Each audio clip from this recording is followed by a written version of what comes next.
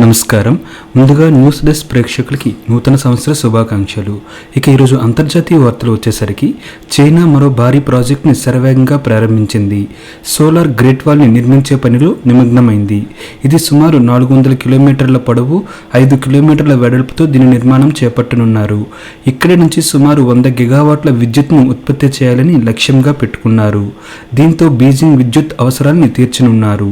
ఇప్పటి వరకు దాదాపు 5.4 గిగావాట్ల విద్యుత్ను ఉత్పత్తి చేయగల సోలార్ ప్యానెల్ని అమర్చినట్లు చైనా వెల్లడించింది. ఇన్నర్ మంగోలియాలోని కబూకి ఎడారిలో దీని నిర్మాణ పనులు వేగంగా జరుగుతున్నాయి.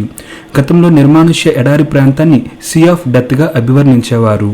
తాజాగా దీనిపై నాసా ఎర్త్ అబ్జర్వేటరీ దీనిపై స్పందిస్తూ ఇటీవల కాలంలో ఈ ప్రాంతంలో ఏర్పాటు చేసిన సోలార్ ప్యానెళ్ల కారణంగా ఫోటోవాల్టిక్ సముద్రంగా ఈ ప్రాంతం మారిపోయిందని పేర్కొంది.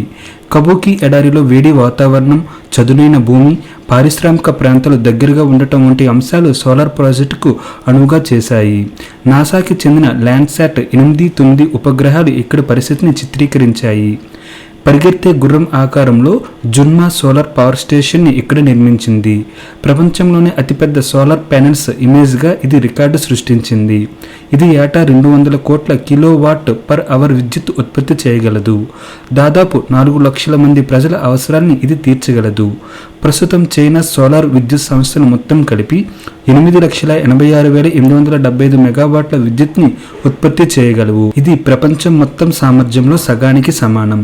ఆ తరువాతి స్థానంలో అమెరికా 79,364 మెగావాట్ల ఉత్పత్తిని చేయగలదు.